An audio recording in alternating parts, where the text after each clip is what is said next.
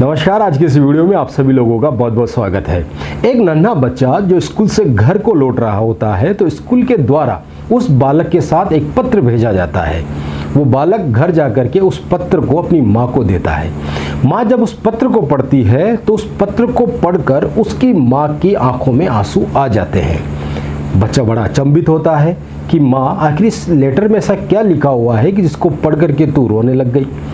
तो माँ जवाब देती है कि बेटा, इसमें स्कूल वालों ने ये लिखा है कि आपका बच्चा इतना बुद्धिशाली है, इतना इंटेलिजेंट है और इतना ब्रिलियंट है कि हमारे स्कूल के समस्त अध्यापकगण, हमारे स्कूल के समस्त टीचर्स इसको पढ़ाने में पूर्णतः असमर्थ हैं।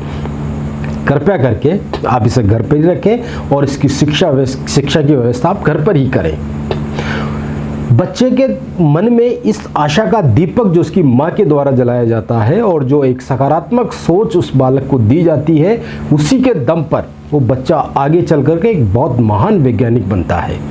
समय के साथ उसकी माँ का देहांत हो जाता है और जब वो अपनी माँ का अंतिम संस्कार करके अपने घर लौटता है तो उसकी माँ की अलमारी में एक पत्र उसको मिलता है और उस पत्र को जब वो पढ़ता है तो महान वैज्ञानिक महोदय रोने लग जाते हैं, उनकी आंखों में आंसू आ जाते हैं। वो लेटर वही था दोस्तों जो उसके बचपन में उसके स्कूल के द्वारा उसके साथ भेजा गया था और उसकी माँ ने उसको पढ़कर सुनाया था।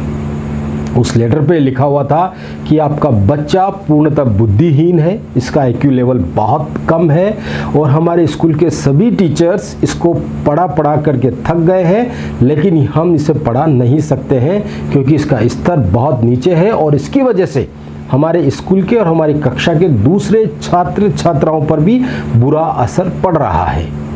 जब वो वैज्ञानिक इस शब्दों को पढ़ता है तो बेहद दुखी होता है और नीचे अपनी माँ के लिए कुछ शब्द लिखता है उसी लेटर पे। वो लिखता है कि एक माँ ने इस बुद्धिहीन बालक को, इस IQ का कम है उस बालक को अपनी आशा से, अपनी उम्मीदों से और अपनी सकारात्मक ताकत से दुनिया का इतना महान वैज्ञानिक बना दिया। और नीचे वो वैज्ञानिक महोदय अपना नाम लिखते हैं, थॉमस एडिसन।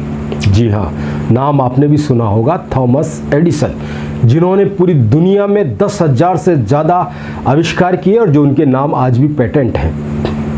वो इतने आशावादी थे और उनकी माँ के द्वारा जो उनके सकारात्मक शक्ति के साथ उनका जो पालन पोषण किया गया तो उनकी सकारात्मक सोच का एक ज़बरदस्त उदाहरण मैं बताऊं कि जब उन्होंने बल्ब का आविष्कार किया तो बल्ब का आविष्कार करने से पहले लगभग वो 10,000 बार असफल रहे थे। तो एक इंटरव्यू में एक पत्रकार ने जब उनसे पूछा कि आप लगातार 10,000 बार बल्ब बनाने के प्रयास में असफल रहे तो क्या आपके मन में कभी भी निराशा का भाव नहीं आया? तो थॉमस एडिसन का जवाब सुनिए। उन्होंने ये जवाब दिया कि मैं 10,000 बार बल्ब को बनाने में असफल नहीं हुआ हूँ, मैंने तो 10,000 उन तरीकों को खोजा है जिनसे ये पता लगता है कि बल्ब इस तरीके से नहीं बनाया जा सकता और आखिर में मैंने उस तरीके को खोज लिया जिस तरीके से बल्ब को बनाया जा सकता है। सकारात्मक और नकारात्मक सोच का और शक्ति का यही बड़ा अंतर है। घटनाएं वही होती हैं, चीज़ें वही होती है, फ़र्क सिर्फ हमारे विचारों का, हमारी सकारात्मक सोच का होता है कि किसी भी घटना पर, किसी भी विचार पर हम किस तरह के विचार उस पर ग्रहण करते हैं। कोई भी घटना हमें तकलीफ नहीं देती है, उस घटना के संबंध में हमारे जो विचार होते हैं वो हमें तकलीफ देते हैं। थॉमस एडिसन बचपन से ही कमज़ोर थे, उनका IQ लेवल बहुत कम था और वो बुद्धिहीन की श्रेणी में थे, लेकिन उनकी माँ के अटल विश्वास ने, उनकी माँ के जो आशा का दीपक उस बच्चे के मन में जलाया, उस आशा के दीपक ने दोस्तों इतना गजब का कमाल किया कि वो इतने महान वैज्ञानिक बन सके। क्या आप और हम भी ऐसा कर सकते हैं?